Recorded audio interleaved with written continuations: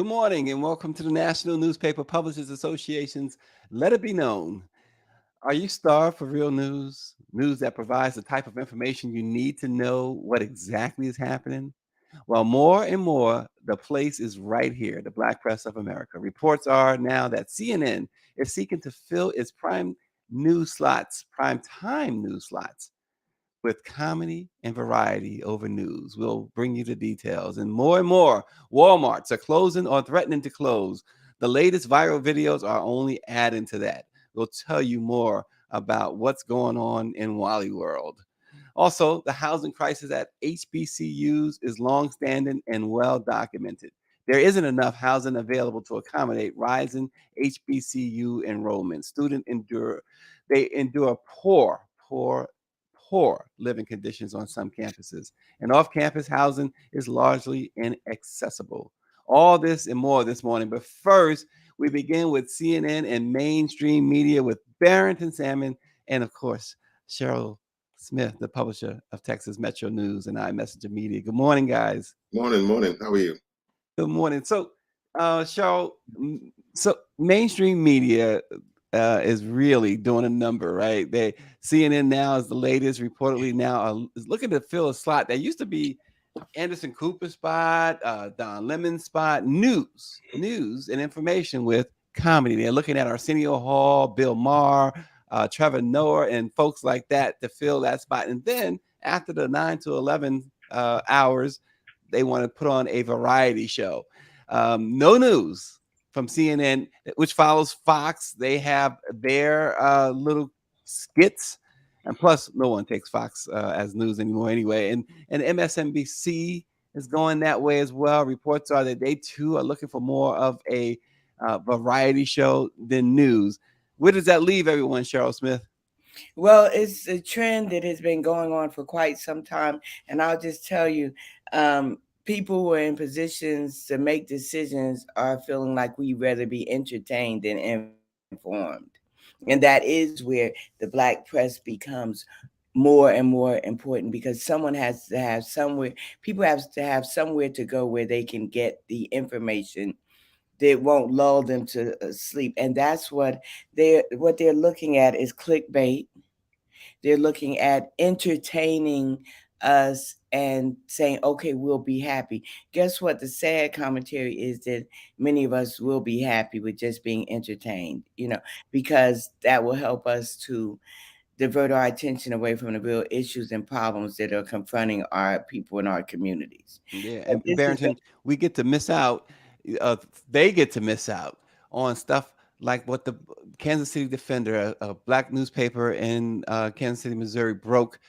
We talked about this yesterday on the show, and where authorities arrested a guy named Timothy Haslett Jr. after a black woman said she escaped from a basement and sought help from his neighbors, alleging that Haslett raped, whipped, and detained her against her will for weeks. Well, the Kansas City Defender had been pushing the police to investigate this guy as a serial killer for a while. They dropped the video on TikTok. It got picked up and got a lot of attention.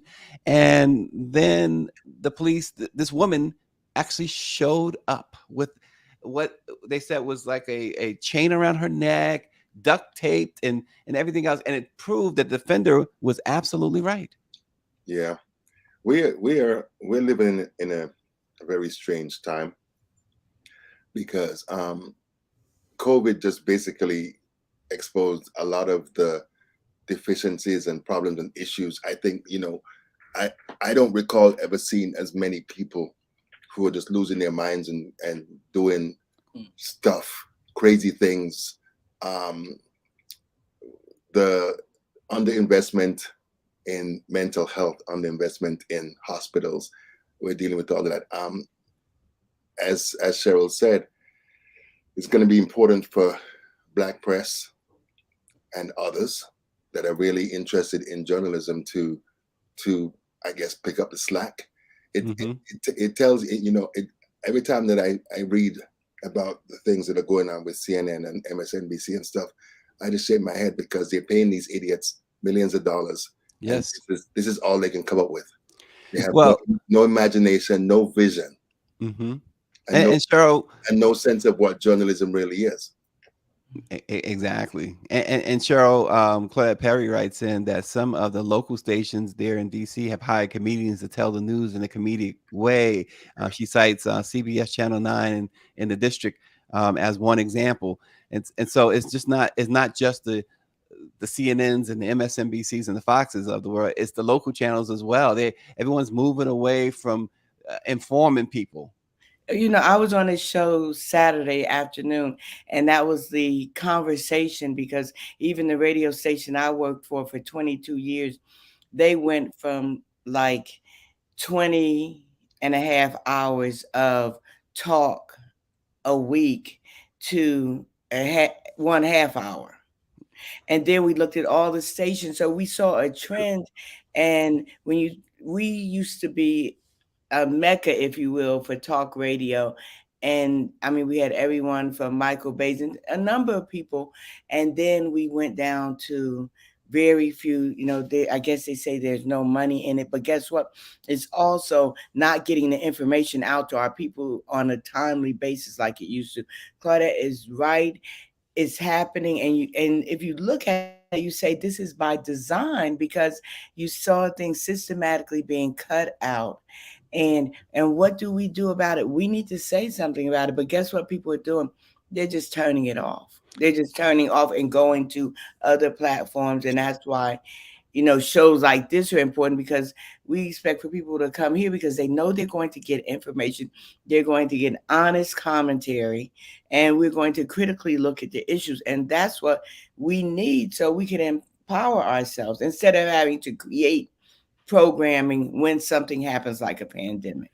Well, Dr. Nicole McDaniel writes in there, probably trying to lure, talking about CNN, trying to lure over the Daily Show audience now that Trevor Noah is gone. And the Baltimore Times writes in that some people now think that entertainment is news. And Power 96 says, I definitely would like to be informed instead of entertained. Keep up the good work, Black media. Uh, Again, 1827, right? We wish to plead our own cause. And here we are, 2019, But it 2023, right? Right. Still. Well, I have to tell you, Stacy, as a journalism professor, also, I sit in class and I ask young people who's doing what they want to do. And a lot of them, they're doing what they see, and they want to be what they see. So they say they want to be radio personalities. And I say, well, who's doing what you're doing? If you look at who the top radio personalities, if you will, across the platform are, most of them are either actors, singers, Mhm. comedians. And now we have a time when, back in the day, when I was approached about joining a radio station, they contacted me. They liked what I wrote and said, "Can you say it?" And I was a print snob, so I said no because it didn't have the respect for broadcasting, I have today that I had until today. But so I said no, but they were actually, okay, Cheryl Smith, they were bringing here. They're not doing that these days. Now you have to bring numbers. You have to come with a following.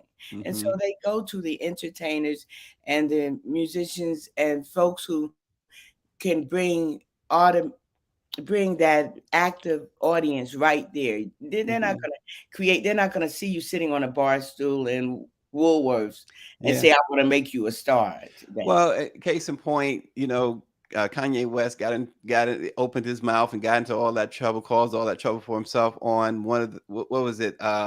That show with hip hop guys were doing the interview, and you got others. We ran into Fat Joe. Dr. Chavis and I ran into Fat Joe at the White House Correspondents Association dinner last year, and I'll never forget when I saw Joe. I said, "What are you doing here?" He said, "I'm a journalist," because he has a podcast, right? So these are folks that they are looking at. No, and certainly no, you know, no shade to Joe, but this is the entertainment stuff that CNN is trying to do now, and this is why, again, and Cheryl, you said it best. This is why the Black press remains so vital. And we say it, other people know it. Yeah. But the thing, Stacey, is that this is just a part of a larger, I call it a plot. I'm not a conspiracy theorist, but I call it a plot because the less educated, the less connected, the less concerned the people are, the more the politicians and the criminals and the corporations can do what they're doing without without the spotlight, without accountability.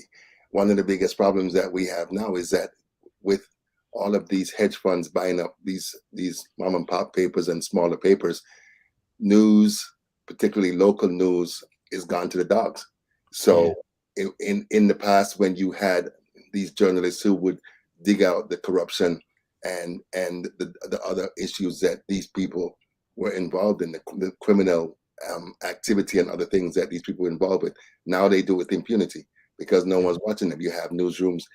I was reading some story about a newsroom in some rural place, I think in Jersey or somewhere, and they had one reporter and one photographer, Mm. which is And bad. Well, and this is hurting journalists. Just think about it. And I know you all have had to feel it at some time. That someone had said before, you mentioned hip hop, mentioned Fat Joe, and I remember someone saying something about hip hop women and men taking jobs from actors and actresses. And but if you look historically at, the Sammy Davis Juniors and entertainers, they didn't just act. They sang, they danced, they mhm. were multi-talented. But nowadays, anybody who has a pen, a phone, they can say they are a journalist. Yes. So you have people, us sitting next to people or standing next to people, and they don't have the credentials that we have. They don't know what a style book looks like. They don't know. Mhm. Um, I sometimes I'm editing a story and I'm just like, is it me or them? Because people are writing like they text. But everyone can say you don't have to have a license to be a journalist, and that is what has made our industry go this way. Well, I think too, go along, it's what we're talking about that has given rise to the citizen journalists and given more attention to the citizen journalists is because you have mainstream outlets not taking news seriously, not doing their jobs, and folks, and it shows you the rise of citizen journalism shows you people want to be informed, and they're going to try to be informed in any way they can. This idea of giving a prime time news slot to a comic is just that. It's laughable. Yeah. And it also shows you just how desperate it's all about money for them, right? The black press has always struggled to get by, to pay its bills, right?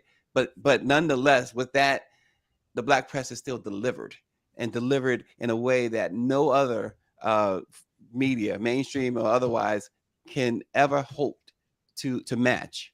And it's been going on since before the end of slavery. So we'll leave it right there for now and go to this crazy situation. Now, I want to know how vital or how important is Walmart to communities of color? Do we have a sense, Cheryl and Barrington? How vital? How valuable is Walmart to communities of color? I don't know it. If you are of the mindset that any job is a job, then yeah, you can make an argument for that. But as we were talking about offline, um, every year you have these reports that come out that say that Walmart is one of the lowest paying jobs for their employees. I think they average like $8.80 an hour, and they said that a significant portion of the people who are employed by Walmart are getting welfare. We continue So to see basic, these. so and I looked because I was doing some stories about that not long ago, and if my memory serves correct, Walmart made like 147 billion or 150 billion a year, but yet they won't pay their employees They a won't pay them. living wage. So as far as I'm concerned, they don't really serve any purpose. And I mean, if in a time, the flip side is that when a lot of people aren't getting a decent salary, you're gonna go to the cheapest place to buy your stuff. So Mm-hmm. that's that's the lure for Walmart, that you can get things cheaper. But I don't know about how much value it has to our communities. Well, many Do of you them are know? threatening to close, Cheryl. We keep seeing time and again these viral videos of Walmart employees and folks that visit Walmart. It was one just the other day, knife wielding guy. He was looking for $20 apparently, and a Walmart employee clocked him over the head with a pole. This woman, a black woman, she tried to stop a white guy from stealing, and the guy, his response was, "You black, you steal anyway. You people steal." I mean, it's just crazy. And this is the video here of this situation that unfolded just a few days ago, with this guy obviously deranged, wielding a knife. And then there's that situation. You remember that situation where the young employee was held hostage for a moment there. The police shot the suspect to death at that point. But this stuff happens all the time. It seems at Walmart. If you go to social media for any other reason, for any reason, you're always going to run into Walmart, a video about something crazy at Walmart. Is this by design? This is, let me tell you, the government has their own, well, their powers that be that they own the government that own Walmart. Walmart is such a beneficiary. I actually had executives of Walmart come down, and I may have told you before that they came down to Dallas because I was on the air and I talked about how Walmart was the biggest beneficiary of Hurricane Katrina. Because what did they give people? $2,000 Walmart cards. What did that allow Walmart to do? Buy at higher volume, Mm-hmm. because people, they can only use the card there. And we had this big discussion about it. But even now, Walmart cards are being given out across the country to people who get COVID shots. So they are allowed to benefit. What it has done is Walmart has closed down a lot of mom and pop stores, especially in small rural towns. I love going back to New Jersey and seeing the corner store, because a lot of them, Yep. are still there. That is so beautiful. But Walmart has a responsibility, and they can only do what they're doing with the support of folks, folks who are in positions to make sure that they benefit. I'm saddened by the people who feel like they have no alternative but to try and stop shoppers who are stealing, because there are stores that actually forbid their employees to go after someone stealing. Right. Right. And that is grounds for being fired. Mm-hmm. Do you So know why what? does it keep happening with Walmart? Yeah, Stacy, Cheryl, do you know what they say the number one item is that's stolen from groceries and supermarkets? Baby formula. Mm. Baby formula. In the richest country in the world, Baby formula. people aren't able to afford food for their children. Mm-hmm. And you have to get an employee to come and unlock Yeah, the yeah. baby formula at Walmart. And Right. Right. Unlock a whole bunch of things. I went into a Walmart, and I was like, whoa! It was like every rack had a padlock.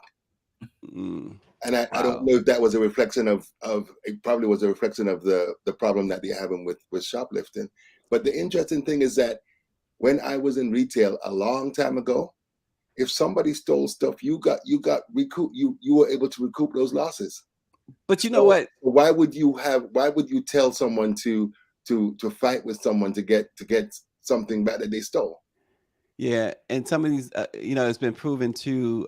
In fact, there was a report just within the beginning of this year. These reports from Walmart and Walgreens and places like that report the stealing is certainly not as big as they claim it to be. In fact, putting these locks on the deodorant. There's place in Yeah, Walgreens. They put locks on deodorant. yeah. it was proven unnecessary. And so they're trying to at least Walgreens is looking to cut back on its security measures.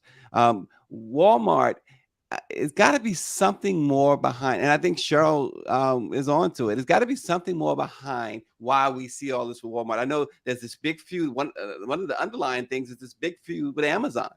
You know, and Amazon, of course, multi-billion-dollar industry, a company. They're competing just as much with Walmart, but they're doing it in a different way, right? Definitely, most definitely. And just think about, I'm going back to those rural areas where you have, I'm thinking of Georgia, where, you know, people have one major store in three cities, if you will. And I'm talking about I'm looking at even going west, like between Atlanta and Augusta. Walmart is the only place for them to go. You Yeah. know, we've Hmm. had some stories. We said, why are they shutting down this particular store? And they will say shoplifting. Come on, we've been in business a long time, Walmart, and they're just ways. Sometimes you wonder who is the dummy making decisions in areas when you say you are going to fight a system. We said that about airlines. You say TSA doesn't have it right yet. They had all this time when we couldn't fly and you couldn't get the system to work. We operate on dysfunction. And we definitely do operate. I But like that. but one of the things I'm thinking about is that maybe what we're seeing with what Walmart's doing is just the pattern of disinvestment in Black and brown communities, Hmm. because they're always finding ways to take from us what they think we don't deserve.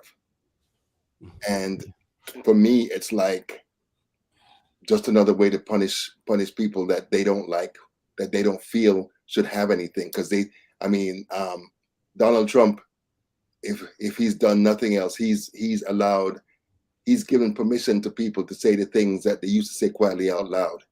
And so often you hear them saying, we shouldn't have this, we shouldn't have that, Black people and brown people shouldn't have XYZ. And to me, the best way to punish a community is to deny them the opportunity for work, to deny them opportunity to get the things they need to live a decent life. And to me, that appears to be a part of what's going on here. Barrington mentioned Donald Trump, a perennial finalist for Fool of the Year, right, Barrington? Every hour, every and hour, like every and day. like the 2016 election, he lost that. Yeah. Yep. Yeah. Listen, we're gonna let the Baltimore Times get the last word on Walmart. Uh, they write in Walmart also pays very little in manufacturing to produce their products abroad. They are benefactors all around. In countries like Africa, workers get paid $100 a month. And David Youngblood says, I don't mind Walmart closing. Switching gears, though, from Walmart to a more pressing issue. Historically, Black colleges and universities have been embroiled in a student housing crisis for decades. Now, some are getting creative to address the problem. Just in time for the fall 2023 semester, for example, Fisk University in Nashville will transform dozens of shipping containers into dorm rooms, forming a small residential community that will house 98 students. Cheryl, I'll start with you on that too. HBCUs and housing, we keep hearing about the lack of funding, and government says, well, we're doing this for Walmart, and then you look at the previous administration saying we did this for HBCUs. What is happening at HBCUs? What is not, or better yet, what is not being done? What is not being done? We don't have enough time to talk about that because I guess, and I have to say a shout out to Coach Prime and to the other coach that Bethune-Cookman College. They're talking about issues, but housing is, we're at a crisis point. But let's look at in Tennessee, and a shout out to Dr. Glenda Glover for speaking out. She was honored by NNPA and Yes. speaking out. You have the Tennessee saying at one point you don't have enough students, you need to get more students, then you get more students, and you're penalized for it. And the government, we know that they are not giving the dollars. Yes, alumni need to give dollars, but the government is not giving us nearly the money. They owe us money. They owe HBCUs money. Now, the problem you mentioned, the crises in Texas, we're looking at, more and more students. I felt that all students should stay, freshmen should stay in the dorms. That, I guess that's antiquated thinking now. But their freshman year, they should stay in the dorms, and they really shouldn't have a car, because for some of them, I could just go on and on about what's happening there. But a lot of private business are benefiting. And so you have to figure, Barrington, that this is by design also, because who's benefiting from there being a crisis with dorms when you see an uptick in the number of students attending HBCUs and needing a place to live? Who benefits from that? Yeah. And then who do they in turn reward with contributions and everything, because they have made it that way, where you see students can't stay in dorms because they're either in disrepair or they are just not enough. And so they have to go to housing. What happens with housing? You're right there in DC. You see what is happening with housing right next to Howard University. Oh gosh, that whole rodent problem and Yeah, the students protesting. it's interesting because with the Fisk idea of using containers, I Mm. think that that's a great way. Only the second institution of higher education to utilize it, Barrington. Yeah, yeah, because during the World Cup, the Qatari government built an entire stadium from containers. Hmm. They called it 574. And for me, if some of the folks who are running these universities and colleges were smart, I would have asked, because the Qatari government dismantled it after the World Cup. I would have asked them to ship that to me and use it. That would have made sense. So I love the idea. I love the innovation. But it seems like everything that we've talked about today goes back to this investment in Black communities, Black people, Black educators, HBCUs. They've been fighting with the federal government for years to give them the money that they deserve. Yep. And they've really gotten it. And in DC, one of the big issues is gentrification. You can't rent a house around Howard anymore unless you have $2,000, $3,000, right? Per month. So it is nuts. You got a congressman just elected to Congress, the young guy who can't get an apartment in DC. Maxwell Frost. Max Frost. Yeah, because the ridiculous amount of money that they were saying they wanted for an apartment. But it was the same thing with AOC when she came the first time. Mm-hmm. She had been a waitress, a bartender when she came into office, and she said she couldn't afford to pay these ridiculous prices that these landlords are charging for a place to live. Yeah. Well, applications, to your point, Cheryl, too, at HBCUs have gone up tremendously in recent years. Inside Higher Education has reported that, and in the fall of 2021, for example, Morehouse College saw a 70% increase in new students compared with the fall of 2020, with residential student applications increasing by 17% between 20 and 21. Even smaller schools like Cheney in Pennsylvania, which lost 38% of its student body during the 17-18 school year, saw a 50% increase in enrollment from 18 to 22. So the enrollment is way up, but they're looking for a way to house these young talent that they're bringing in. They need to be smart. They need to think out the box. Definitely. They need to make partnerships. I mean, one of the things that is so apparent to me, particularly post-COVID, is that the old ways don't always apply anymore. You got to think of new ways of doing things. You got to think of more innovative ways of doing things. And in this particular case, they got to, I mean, one of the problems I have is that you're paying administrators $1 million a year, and you're not providing housing for the young people who are bringing you the money to the university. So the whole thing is skewed. It's another case of capitalist bullshit, where the ones who make the money, produce all of everything, they're the ones left out of the bag, and the ones sitting down supposedly using their mental powers are the ones that are making all the money. Oh. It's really very frustrating. And again, that's why we are so important. And Stacey, I wanted to make sure that I said something because your name came up in an interview with someone, this is a 50 years of hip hop. And I was talking with Chuck D, Public Enemy, and he was talking about, he was throwing the name Stacey around. I said, yeah, I know him. I sit at his coattail and take notes. But he was talking about the importance of the Black press, and it was really good to hear because Stacey, you work so hard and all the darn time, and so it was good to hear someone saying something and hearing when people give us the credit that we deserve. We need to dive deeper into and pay attention to these people who are going to our HBCUs and seeing things happening and calling it out. We need to not focus on them, but focus on the issue and solve some of these problems. I had someone tell me they've been sitting on a foundation board at their school for 25 years. What the heck are you doing there?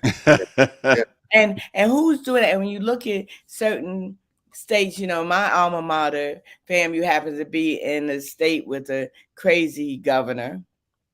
I live in a state with a crazy governor in Texas. And there are enough states around the country with crazy governors, and they appoint people to these boards of our HBCUs who don't have our best interests yeah. at all. And Yeah. they need to be called out and held accountable.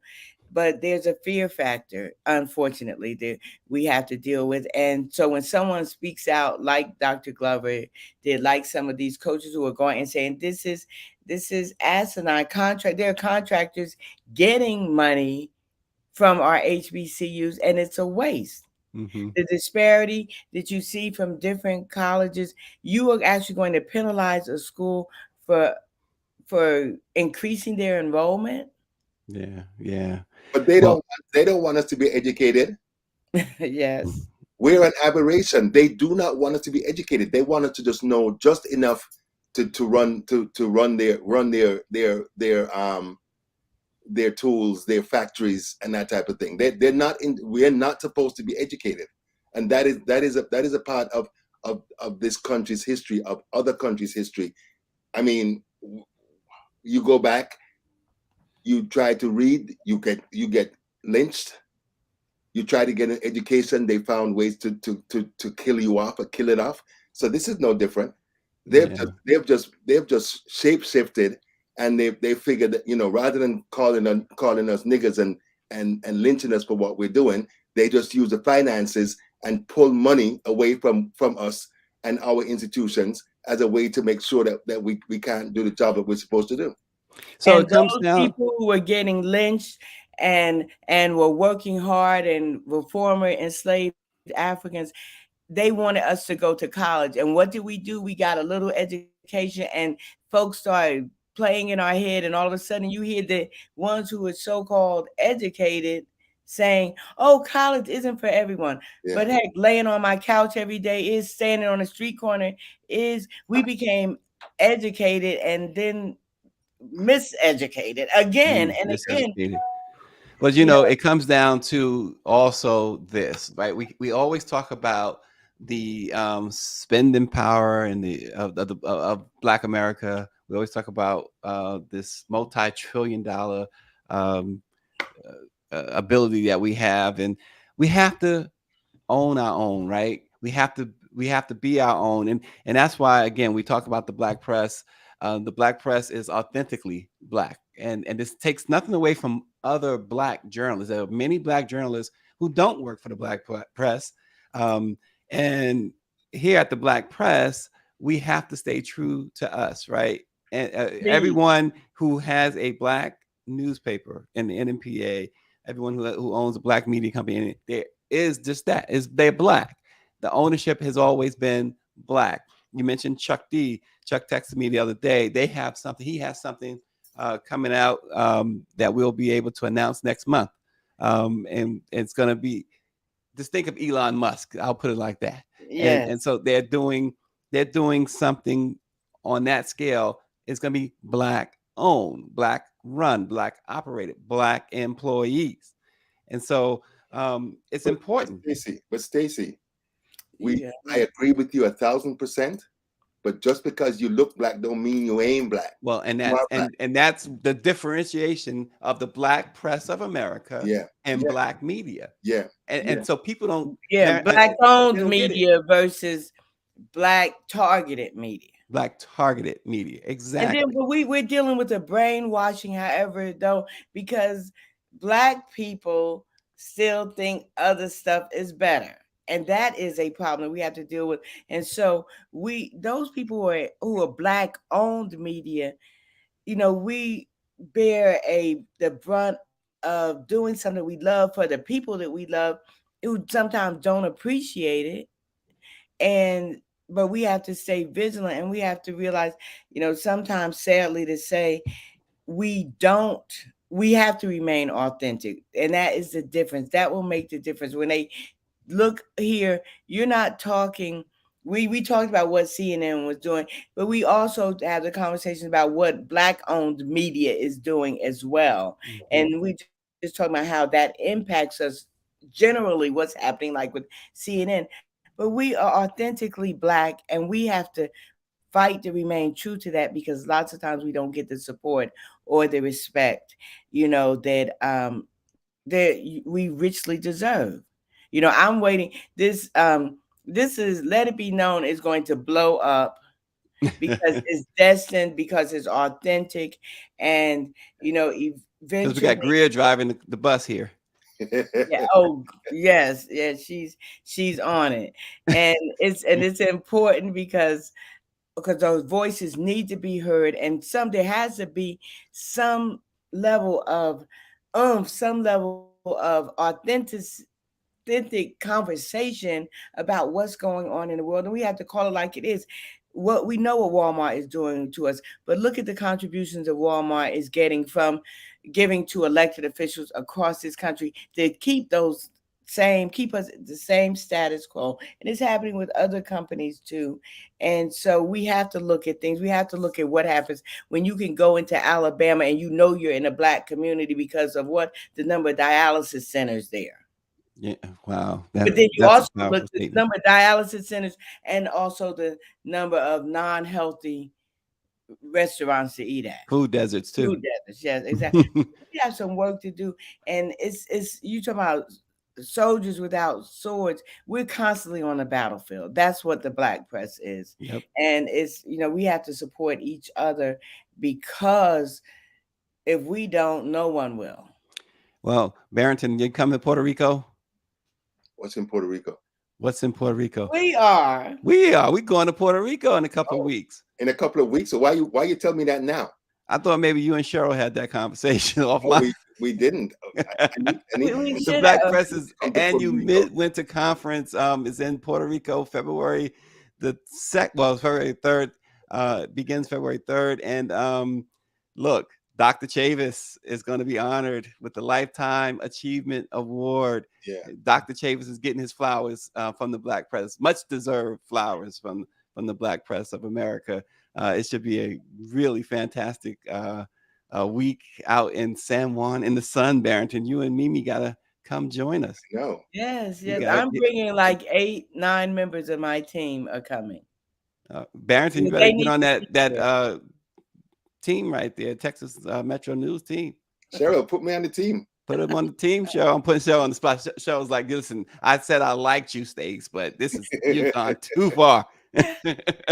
You know what, with some of those who are listening and some who advertise, it's, and I just have to make this point about this, because there's a tailor, a guy, and you have to understand the mindset. You see this on social media, and someone is saying, I made this and I didn't have to do any advertising. Advertising is not just about advertising to get business. You have an obligation to support those who are supporting you. And so advertising is sharing information, but it's also helping other folks to grow because I'm going to a designer and I'm buying her clothes. If she doesn't spend her money with the people who look like me, and she looks like me, I have a problem with that. I have a problem with restaurants who say, "Oh, we don't have to advertise. We're always booked." Even our churches, you have an obligation because guess what people do with the black press? We are the 411 for our communities. Yep. People will call our offices, "Hey, do you have a black funeral home? Do you have a black this, a black barber?" All this, and we're giving out all that information. And if we gave out all the information on just the companies that advertise with us, just the people who advertise with us, we wouldn't have much information. And that's And they need to sad to turn around. say. I have never told a black person, and people will say whatever they want to. I've never told a black person to go to a white owned funeral home. I just have never done it. But how Mhm. many black owned funeral homes advertise? And I'll just throw this at you so you can. An owner of a funeral home said, they were saying the viability. They had 30 funerals that week. And they said that they featured them in the daily newspaper. The daily newspaper, the minimum cost of a small obituary is $600. Mhm. So you take those 30 deaths times the $600. What the heck would that have done for a black newspaper Right. in Right. 1 week? Yeah. But we want, but a shout out to them. I think of the paper in Tampa. People live for that paper to come out so that they could see who has died. Not the Florida Courier, maybe it is, but we need to start telling our black businesses they need to do a better job. Even if you only spend $100 a month, even. Mhm. Mhm. It's not just about drawing people to your business, it's showing people that you're there and that you're supporting other businesses. I had a health expo in Dallas yesterday, and I'll tell you that someone came in there with a McDonald's bag, and I was like, we have these vendors here. You need to be spending money. You're a vendor, just like we're spending money with you. You need to spend money with these vendors who are here. And it's a rebuilding and a consciousness that we have to build. And we'll be talking about more things like that in Puerto Rico, Barry. Exactly. There you go. I, Barrington, you have a last word today. Go ahead. no, I just Cheryl is so right. And I love the way that she kind of niced up the thing. Here's the thing: we think that white people's ice is colder. That's our problem. And as she said, it has to be a reconsciousness, a reorienting of us as people to understand, to embrace and appreciate what it is that we are, what we bring. I mean, anybody who is a professional, a black professional, we work as hard as anybody else. So the things that Harder. we produce for our communities need to be appreciated. We need to build our communities. 1.23 trillion dollars. Sure you. Stacy, we've had this argument forever. We shouldn't be asking white people for anything. With $1.3 trillion in disposable income, we shouldn't be asking them for anything. And what we need to be doing is developing partnerships with real allies who aren't concerned that we're authentically black. Because you have a lot of people who will support you if you're some goddamn clown and pretending that you're something that you're not. Most of the time, as you know, when you assert yourself as a black person, they want to try to put limits on you. So that's what we got to do, and I remain confident that we're going to do it. We have to do it because if we don't, we're done. Yeah. Well, listen, go to all ice is 32 degrees Fahrenheit, Cheryl Smith says. Go to the Let It Be Known YouTube page today. We're going to start dropping some things that you guys are going to love only exclusively on our YouTube page. Subscribe, it doesn't cost anything. And as Okay. we keep saying, if you don't like it, you're going to let us know about it. So go over there, check it out, and keep tuning in because Cheryl Smith is right. We're about to blow up. No. Thanks for joining. Let It Be Known. Thanks, Barrington. As Thank you. always, we're Thank gonna bring Barrington back soon because we're gonna need our fool of the month. And so Barrington's got to let us know who the fool of the month of January 2023 is. And Cheryl, is always a pleasure. Looking forward to seeing you in San Juan. We're gonna have a good time. Thanks, everybody, and we will see you tomorrow.